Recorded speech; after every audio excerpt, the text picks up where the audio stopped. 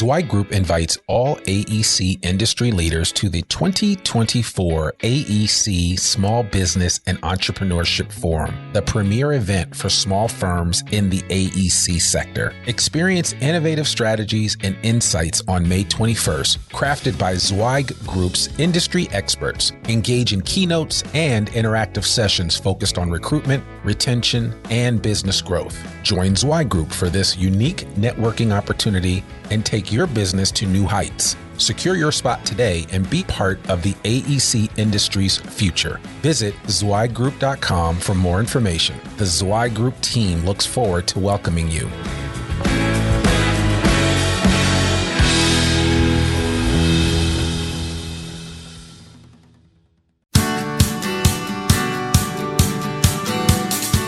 Welcome to the Zweig Letter Podcast, putting architectural, engineering, planning, and environmental consulting experts straight talk in your ear. These podcasts deliver great interviews with industry leaders and Zweig Group's 3 decades of invaluable research, leadership, management, marketing, client, and HR advice directly to you, free of charge. The Zweig Letter Podcasts let you develop personally and professionally, wherever you are.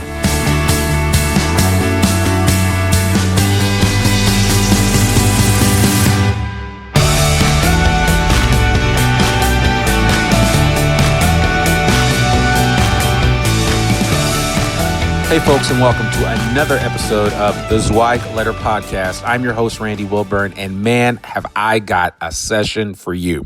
This podcast episode is a throwback to our Hot Firm event that recently took place in Dallas, Texas this past September. We brought together and assembled a powerhouse all-star squad of executives from the design industry to talk about how to elevate the industry. It was a panel discussion. We wanted to talk about where the industry is currently, where they think things are headed, and some of the major challenges facing our industry as a whole. We brought together Seppi Saidi from Seppi Engineering and Construction, Steve Lucy from JQ Engineers. We brought Ozzie Nelson on the stage from Nelson. We brought David Wantman from WGI and Josh Brown from Huckabee. And I tell you, these guys set it afire. This was a can't miss session. It was the end of our Hot Firm event before we had our big finale award ceremony that evening. And I got to tell you, these guys did not disappoint. If you want to know or at least get an idea of where some of these leaders think the industry is headed, you need to listen to this podcast. Without further ado, here's the gang for Elevate the Industry, the panel discussion at Hot Firm back in September in Dallas, Texas. Seppi Saidi, Steve Lucy, Ozzie Nelson, David Wantman, and Josh Brown. I think you guys are going to enjoy this. Please respond back in the comments. If you want to shoot me an email, you can always do so at rwilburn@zweiggroup.com. I'd love to know what you thought about this particular episode. Listen, let's make it a great 2019. I hope you guys have a great day. Take care. Good morning. Welcome to our closing session of the 2018 Hot Firm and AE Industry Awards Conference. As you heard yesterday, Zweig Group's new mission is Elevate the Industry. And our newly developed vision statement is Zweig Group exists to advance the AEC profession. We believe in a world that celebrates the built environment and recognizes its impact on individuals, communities, and commerce. Elevate the industry sounds pretty lofty, doesn't it? Well, we believe it's so important. Yesterday, I shared with you some of our thoughts about what we have to do to get a jump start and change the perceptions about the AEC industry. We know there is work to do to promote, diversify, educate, change, and celebrate within our industry. But candidly, we don't have all the answers, which leads me to this esteemed panel before you. When we were brainstorming on a powerful close to our conference, what better way than to close with the collective thinking of smart, experienced leaders about a topic as inspiring as transforming our industry? How powerful. So we asked some friends of Zweig Group and personal mentors of ours who are leaders in their firms in the industry to join us today. I also am welcoming Jamie Claire Kaiser, Zwei Group's CFO and Director of Consulting, and we're both going to lead this conversation about just what it means to elevate the industry. With us on stage are Josh Brown, Director of Dallas and Vice President of Huckabee, Steve Lucy, CEO and partner of JQ Engineering, Ozzie Nelson, CEO of Nelson, Seppi Saidi, President and CEO of Seppi Engineering and Construction, and David Wantman, CEO of WGI. Thank you for joining us today.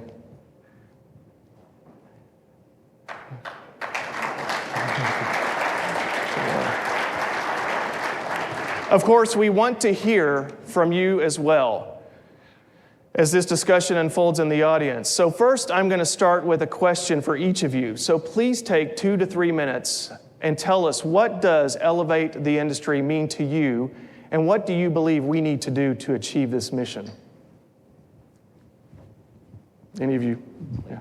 Ladies first. You want me to start here? Sure. They all need more time to think, I suppose. So Chad and I actually had a conversation about this a couple of weeks ago, and it was a really unique question that I think nobody had really asked with the level of specificity that Chad did. And so I gave a lot of thought to it. We spoke for about an hour. And what it really came down to is that the infrastructure market and the delivery of solutions to our clients has long been overlooked. And we've talked about infrastructure spending and the decline, especially in North America, of our infrastructure for a long time. And it has finally attracted a lot of interest. And what I mean by a lot of interest is it's not just the architects or the engineers or the landscape architects or the affiliated professionals that are interested in our business. It's everybody. If you pick up the Wall Street Journal, you see questions on infrastructure. If you listen to commentary out of the White House or the leadership in DC, you hear comments on infrastructure. If you attend our professional societies, you hear comments on infrastructure. And over the last several years, guess who's really interested in infrastructure? Everybody with the money. The mezz lenders, the private equity lenders, the bank on the corner, the big banks.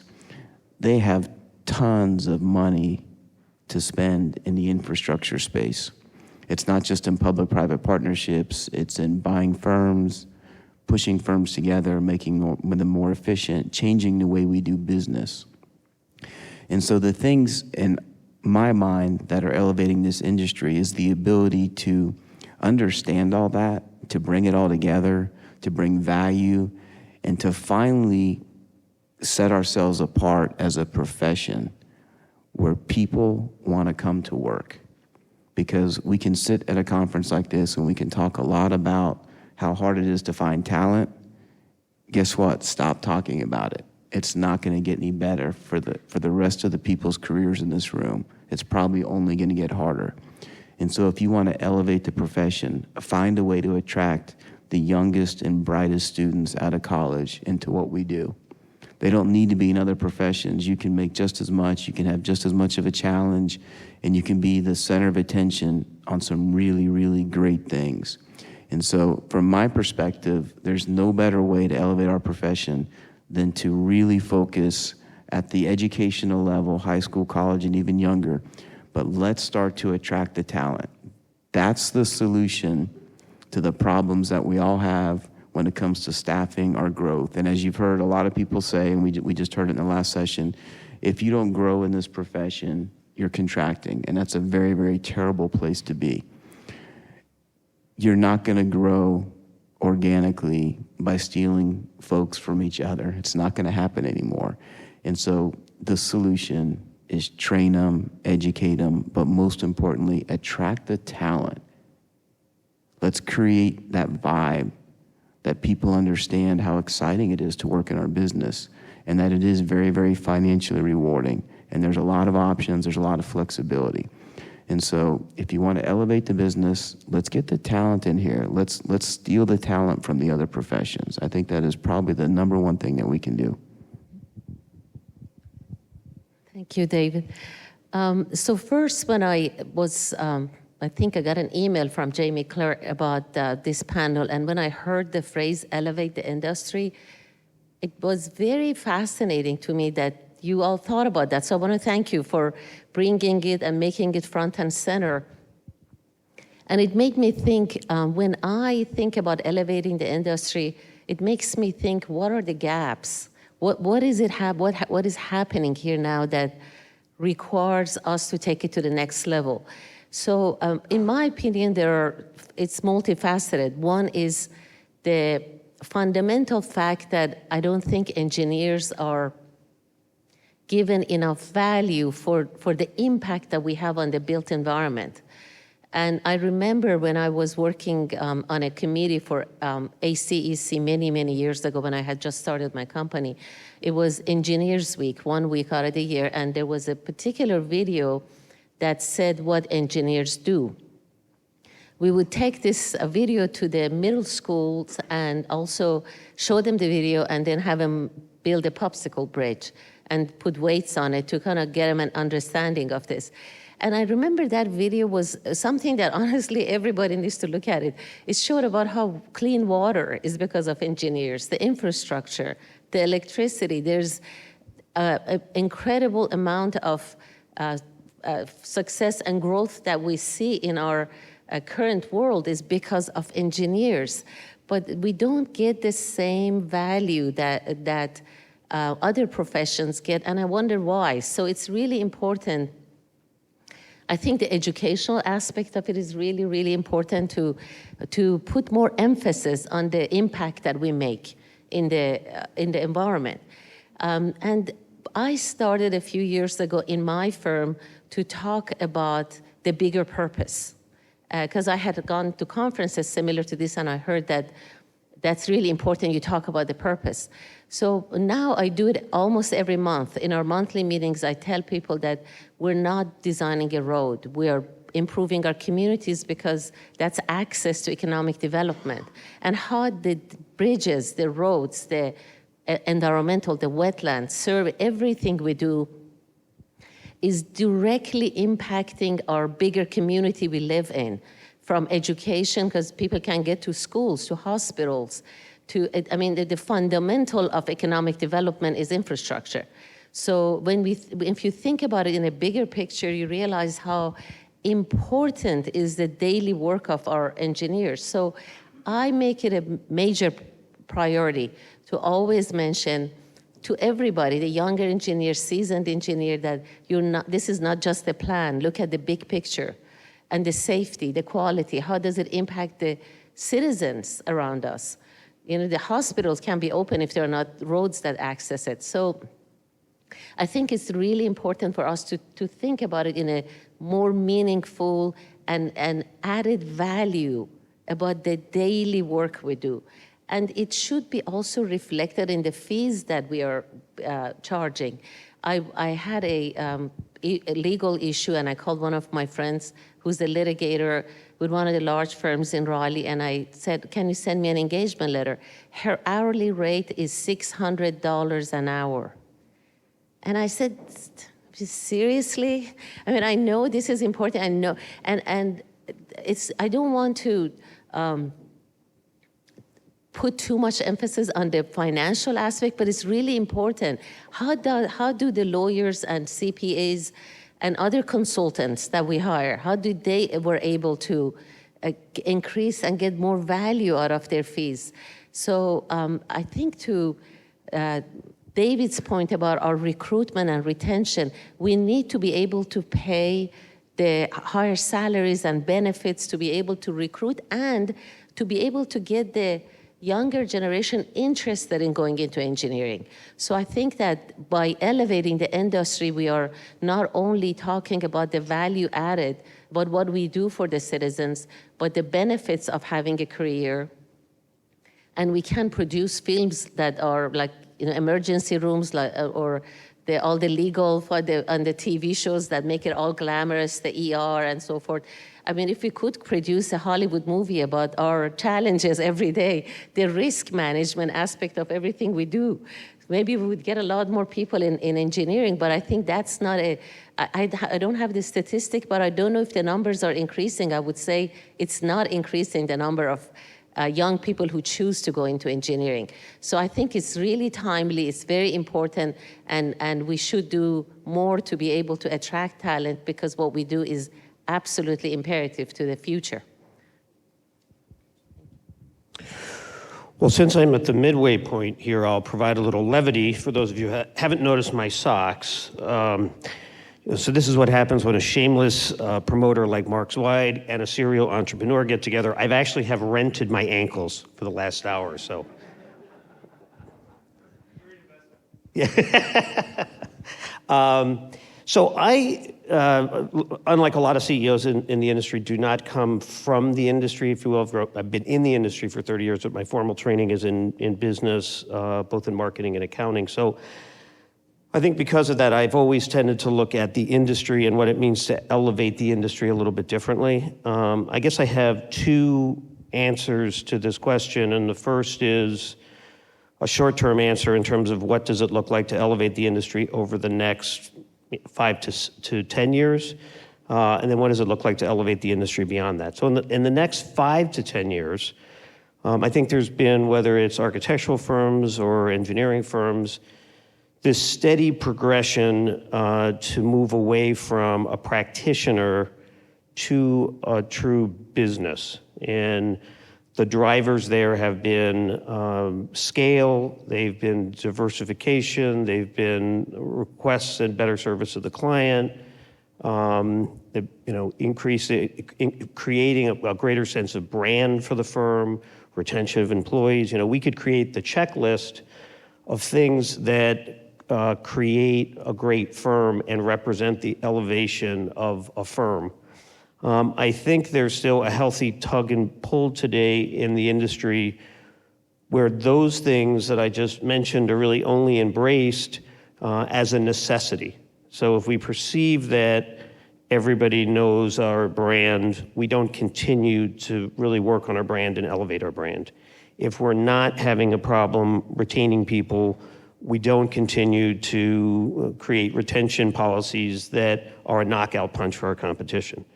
So I think, again, over the next 5 to 10 years, it's about looking at all of the things that make a great organization, and let's forget if we're an engineering firm, architectural firm, whatever we do as a service. Yes, those things have to get better, and we have to continue to advance our abilities in those areas, but we also have to look at the other parts of our business and be as serious about elevating them as we are what we believe to be our core business. Look out over 10 years, and it's anybody's guess, but I believe that we are coming to the most disruptive period in humankind.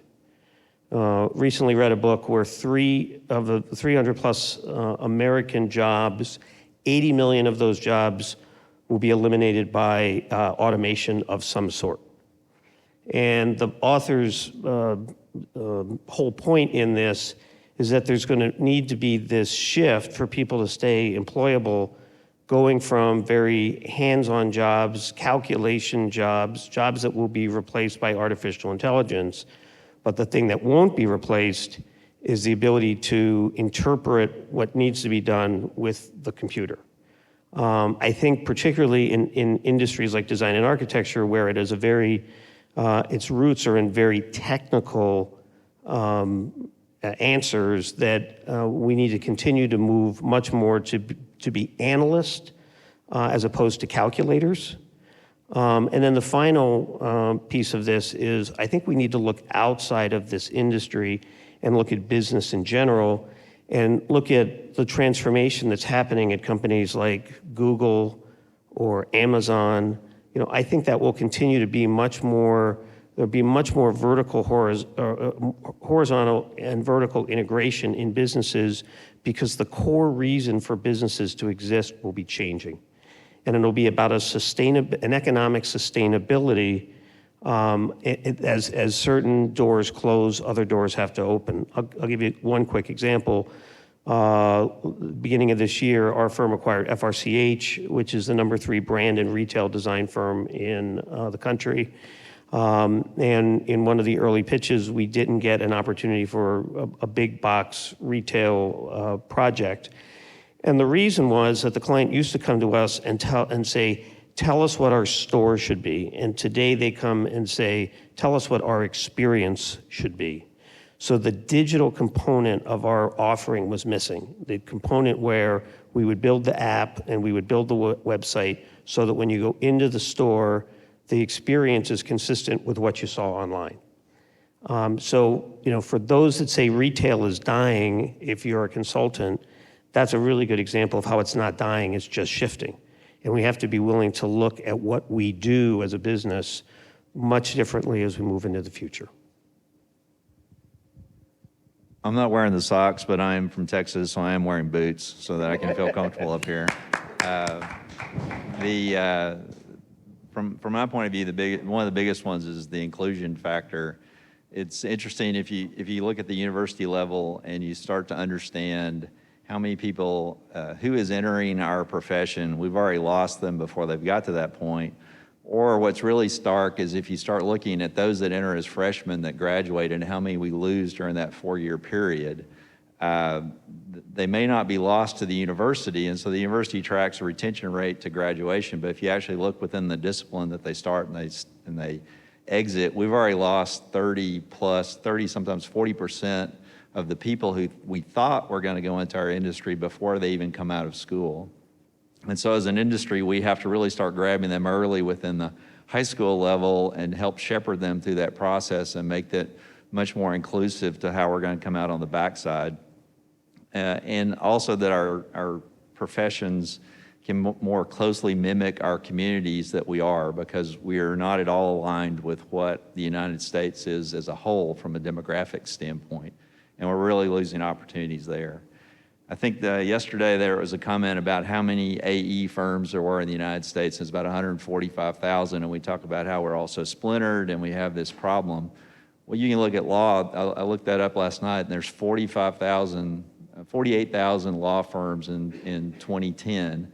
They're just as splintered as we are, but they don't have this same issue. And we seem to come with this chip on our shoulders, thinking that someone else is going to solve a problem for us and elevate our profession. And we are the ones that are going to have to elevate our profession. We cannot rely on somebody else to do it. Somehow these other professions have figured out a way in order to make themselves appear valuable to the larger business community, whereas we seem to have taken the opposite approach of we want to stay in the background and we don't want to bring attention to ourselves. And we really have to get around that, and I think we will. It's interesting that we're doing, the numbers of marketing within our firms are going up, but the numbers of marketing of our profession globally is not going up, and I think we really need to look at how we do that. A week and a half ago, I'm a Texas Aggie, and this is a good audience to get that response. I was down on campus because we're rededicating our largest engineering academic building, 550,000 square feet. We are the largest engineering program in the United States, over 20,000 students on the campus just related to engineering. Our dean steps up and she thanks the contractor and the architects for the building and never mentions engineering.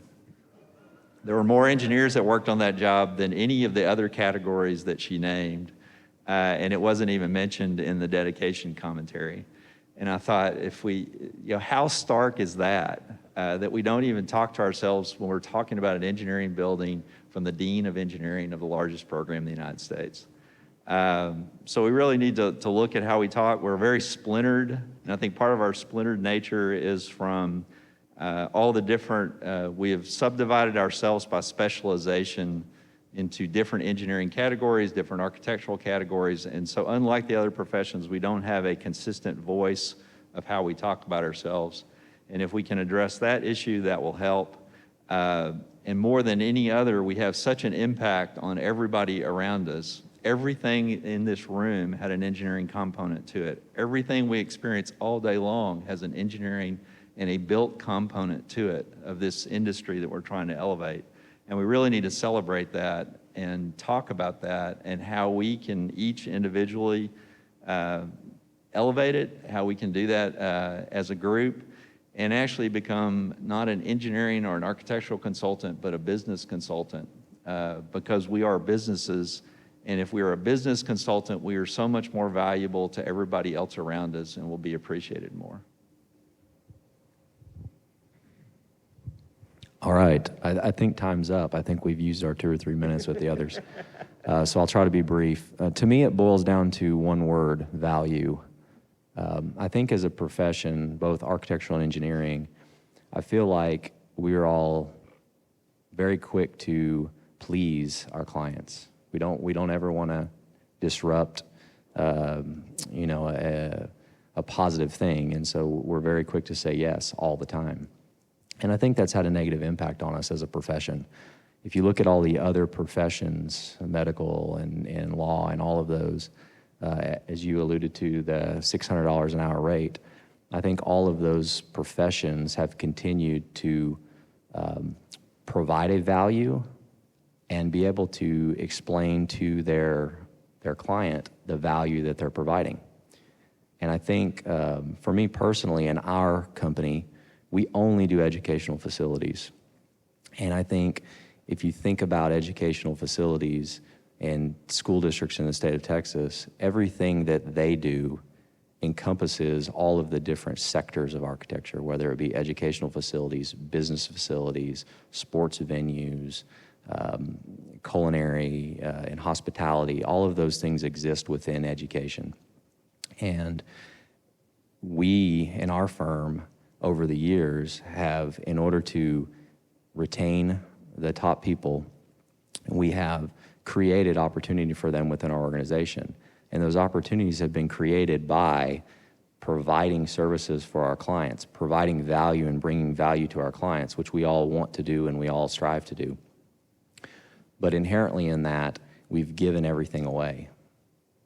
And so how do you step back? And every contract that goes across our company comes across my desk, whether it be a owner-architect agreement, whether it be a consultant agreement, it comes across my desk. And about 1.5 years ago, I kind of set on this charge within my organization to say, why are we doing it for free? If talent is harder to find and salaries are going to have to continue to increase to recruit that talent or to retain that talent, why am I giving so much away? Why do my clients not understand the value that I'm giving them? And how can I make that transformation within my organization to make all the people within my company, from the top to the bottom, understand that value?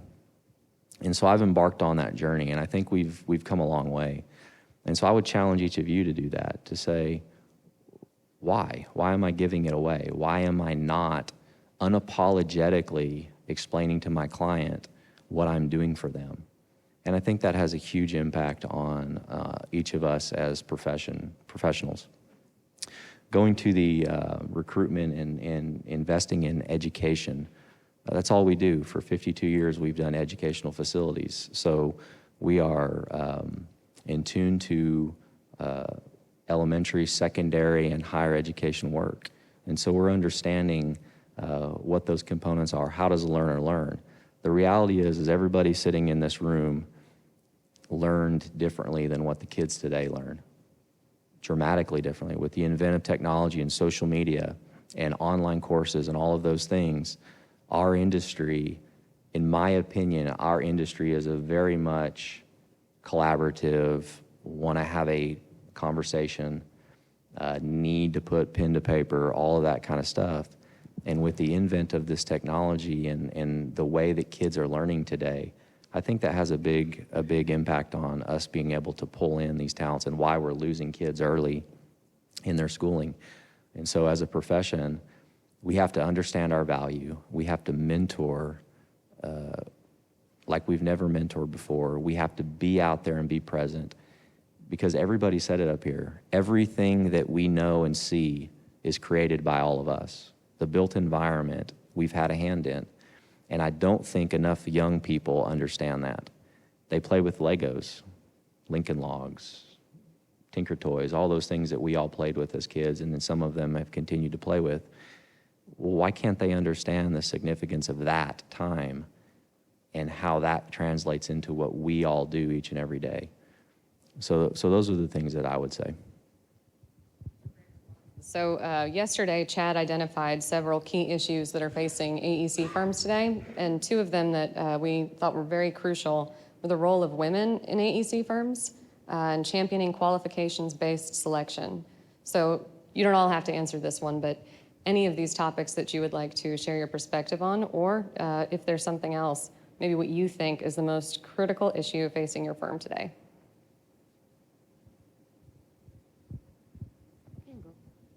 Well, mine is the commoditization of architecture, and I think it goes back to the value. I think because we only do business in Texas and we only do business in the sector of education, we have a very small group of firms that we compete against, and more are entering our market. But there's a core group that really compete in our industry. And I feel like we have done each other an injustice because we allow our fee to continue to get pushed down. We allow more services to continue to get put in that reduced fee. We allow all of that. And I think it's about time, as we talk about elevating, I think it's about time for all of us to really sit in a room together and say, what are we worth? And what are we willing to accept? And if it's truly going to be qualifications-based, then let it be qualifications-based. Don't let it be about fee. If we can all be in agreement that the fee is the fee, then let your portfolio and let your staff and let all of that speak for itself. Because I just see it as a huge problem. Jimmy, maybe I'll take the contrarian view to, I think, what the traditional voice of the industry is. And I often point out to teammates in our own company that if you go down the store and you buy a 48-inch digital TV, the pretty good chance that if you come back a year later, the quality has gotten better and the price has gone down. That's just the way business works. And if you look at the life cycle of any product or business, everybody, they charge heavily in the beginning to take advantage of the innovation, and over time it gets commoditized. And even in the pharmaceutical industry, your patent runs out at some point and it goes over the counter. So maybe the unpopular position in this room is, why should services that haven't changed for years not go through that same economic cycle? For me, it's about evaluating the services that are commodity, realizing that they are commodity, and not trying to sell them on an added value basis, and trying to value engineer the price of those services, because they're always going to be regulated by the market, and then to always be looking at the services that are helping us to elevate our prices, that are much more aligned with either innovation, disruption in the marketplace, or some kind of knowledge that we bring as an advisor to those services that makes us different in the marketplace. I think if we're going to get a premium, it's because it's going to be harder. There's only going to be a certain number of other firms that are going to be able to compete, and that's what's going to give us the elasticity on price. But I firmly believe for our strategy, we should be in both the commodity businesses and the non-commodity businesses, because you can make, one of our units is rolling out retail branch or retail facilities. Every year we roll out about 2,500 retail prototype or standardizations of prototypes. So not very creative, doesn't come with a high price in the marketplace, but from a performance standpoint, it's one of our most profitable units. Thank you. Giving me a microphone and asking me about women in industry may not be a good idea. There it is. I've been waiting for this. Yeah. First, I want to go talk about the QBS, and I would love to hear the other gentlemen here talk about women in the industry as well. But I think one of the challenges that we have, and I don't know other states is that for doing work for the state of North Carolina in the state construction office, we have to be on an architect's team to be able to be selected. So we do not get selected automatically.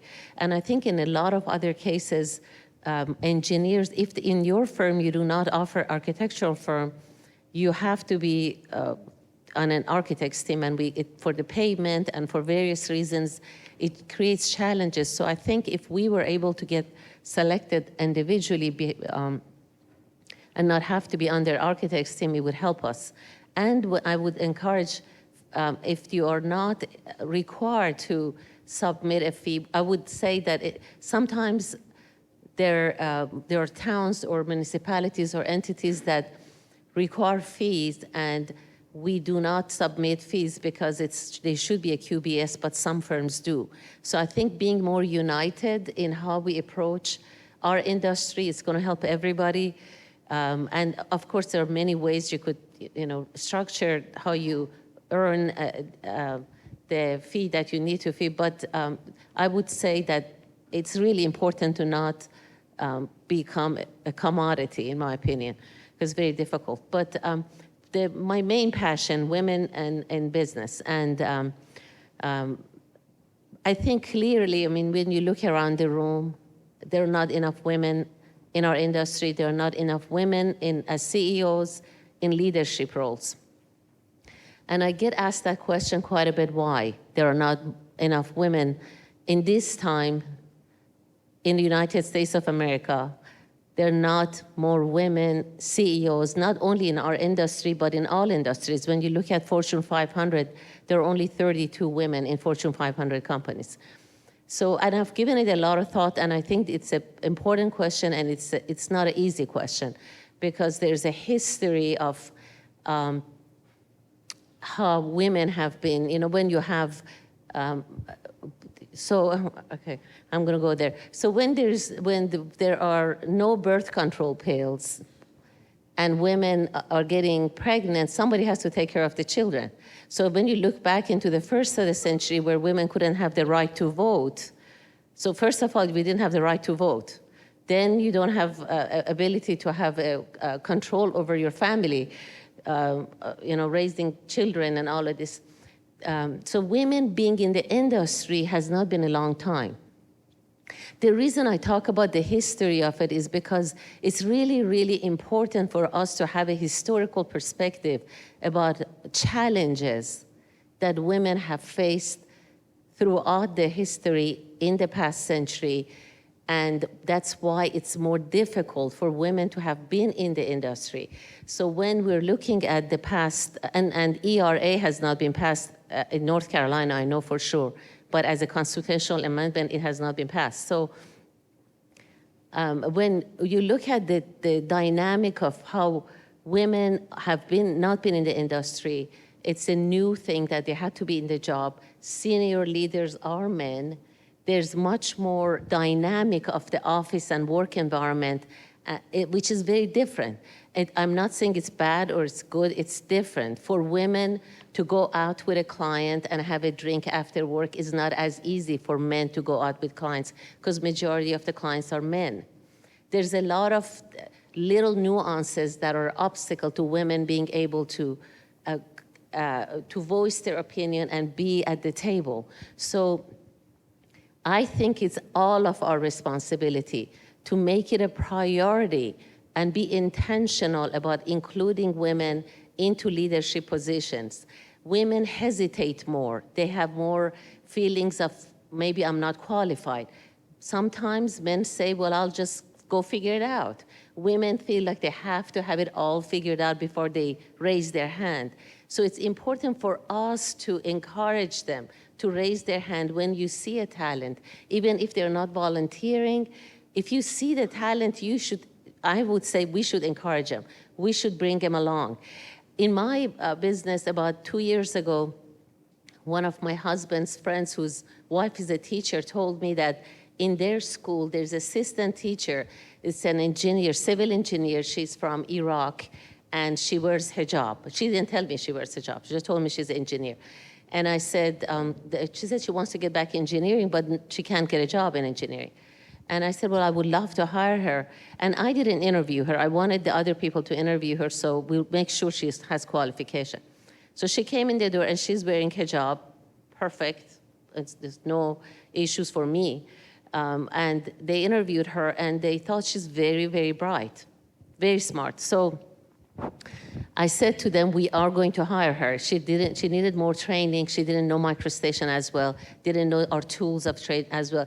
But it was very essential to me that we have this diversity and this inclusion, and we make other people feel comfortable with somebody else. So she has now been a fantastic roadway design engineer for us over the past 3 years, and she's gonna sit for her PE hopefully in the next 2 years.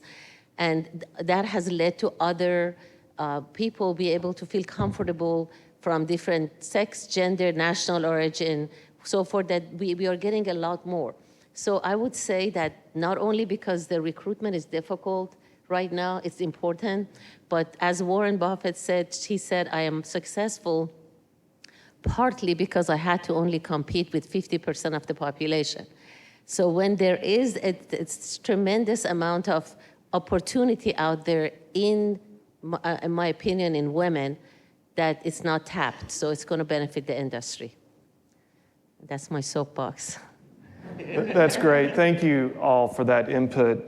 Very, very insightful.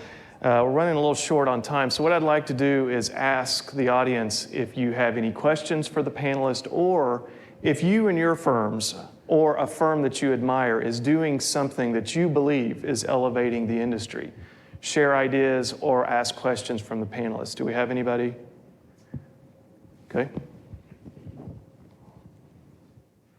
Thank you, Paul from ATI. Seppi, to your point, ATI is an architect and engineering firm, and I reflect back, the last time I was at a hot firm conference was, I want to say, in 2001 or 2, and I would say the demographic between then and now was about the same. But I can speak to the fact that in the evolution from the early 2000s to now 2018, our firm has about 40% of the population of our technical practitioners are female, and it has made a remarkable difference in the way that we produce our work, in the way that we create our work, in the way that we collaborate with our work. And I want to encourage all of you, because it's a big step, to really promote and advance the women in your businesses, because it will be a game changer for you. Thank you. Thank you. Yes. Tiffany Olson with ISG. I guess being a female, I'm just kind of like jumping and shaking over here in the chair. So I've got a microphone. I won't go on a soapbox. I'm already 6 feet tall. I don't need to add any height. I guess the one thing that, in my opinion, is that some of these conversations get me fired up of it's not, I think the more we talk about we need to include a woman, we need to include that goes against everything I think of what we need to do. There isn't a stereotype of, we're timid, we're shy, we're human beings, we're all human beings. And however we got to where we are, I think is based upon individuals. We've talked about empowerment in some of these other sessions of what we can do for culture. We're problem solvers. Our industry it's not about gender. We're selling solutions. We're selling the world around us. And I think it's good to be aware if there's a problem where somehow gender is coming into the conversation.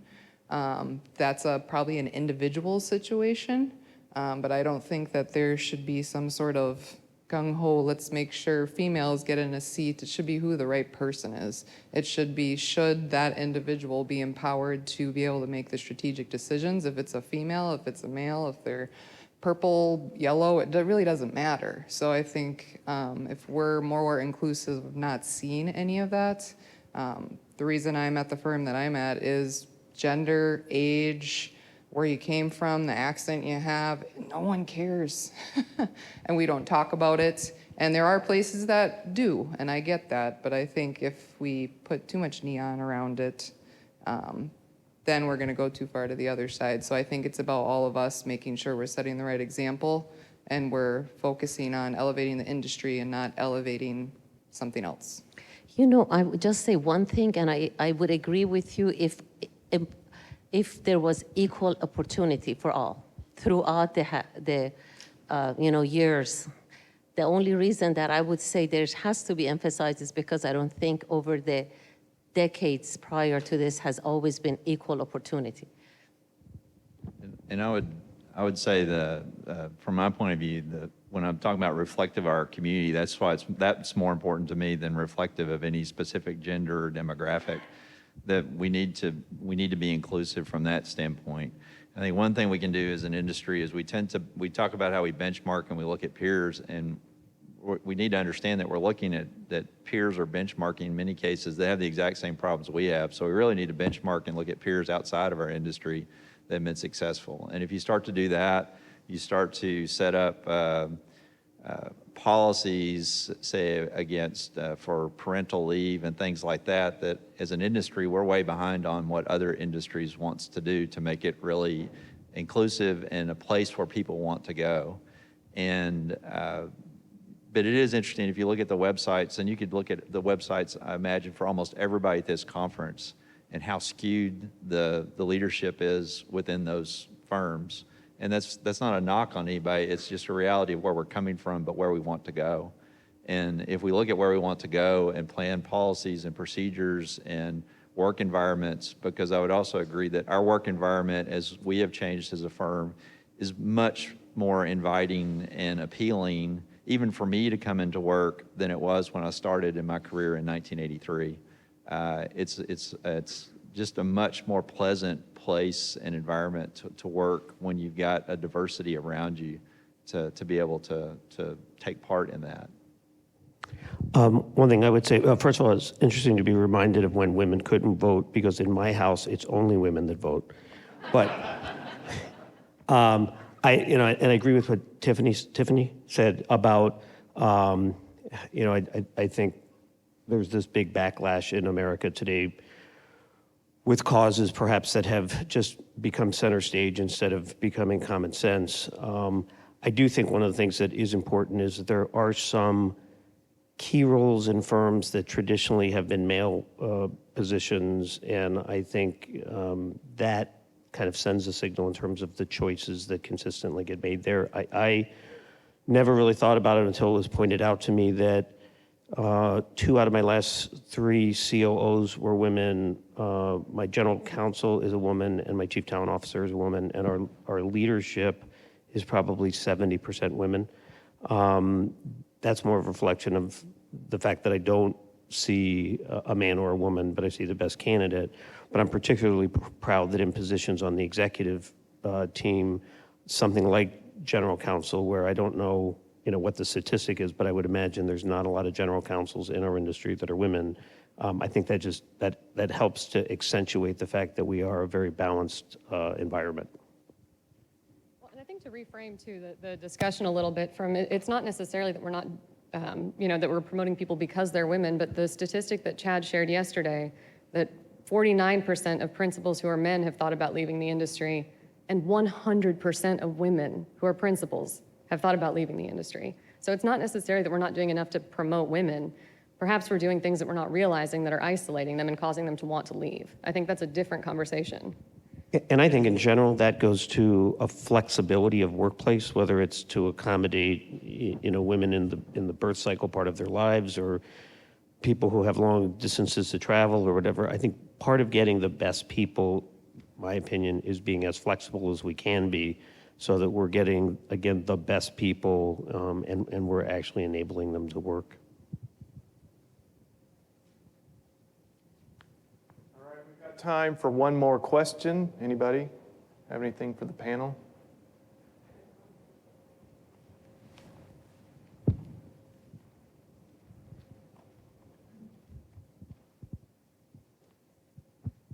Hello, everyone. So my name is Sabine. I work for a structural engineering firm called Miyamoto.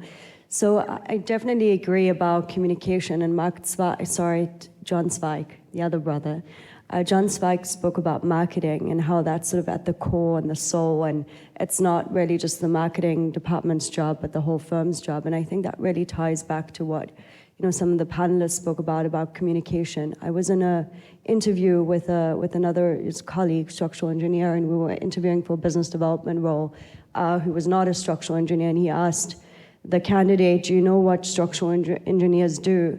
And she said, "I'd appreciate if you give me more insight." And he said, "See these columns and beams? We design those." And I think it's really sort of like about marketing and understanding how to communicate what we do, because we don't design beams and columns.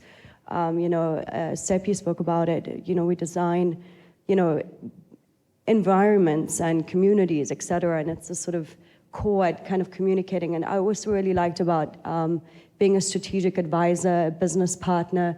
Engineers often, do get bogged down in designing columns and beams, but sort of being able to also have investment strategies about what we design has, impact on investment, kind of bringing that to the table, bringing different being part of a bigger conversation around what we're designing and what we're doing is very critical as well. Probably one more question. Anybody have a comment, an example of excellence in elevating the industry you want to share?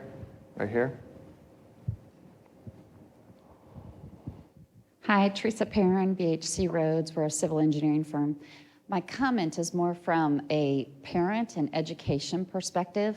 So I have a daughter who's a civil engineer, but the journey that we went on looking at schools and the number of kids that drop out, move at least not out of college, but out of engineering to the other, I think it will be important for us to continue to ask those students why they are leaving at a young age. And in our case, we found not only when we were looking at schools, but once she landed at a university, is her colleagues were leaving because of the access to teachers that were there that were highly, highly engaged with them. And I can't say it's across the board, but I think to elevate the industry, we should really consider the amount of people that are going into teaching in the engineering world that will be both inspirations and also to look at them individually at their talents. Many kids are asked what do they want to do, and if they say they love math, they say, well, you should go into engineering. But just because, or I should say they're good at math, they should go into engineering. And I'm sure that applies to many fields as well. But many times it's not what someone is good at that they love. And hardly anybody ever talks about the things you're talking about is what happens when you apply that math. And so they become disengaged at that point that, well, I don't want to do math. I want to do problem solving or whatever.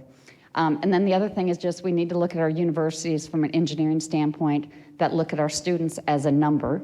Again, if they think they want to go into a certain area and they enter a university and they're told, we can't tell you you can get into the civil program or you can get into the water program until maybe your second or third year, that's very discouraging to students that feel like they know what they want to do.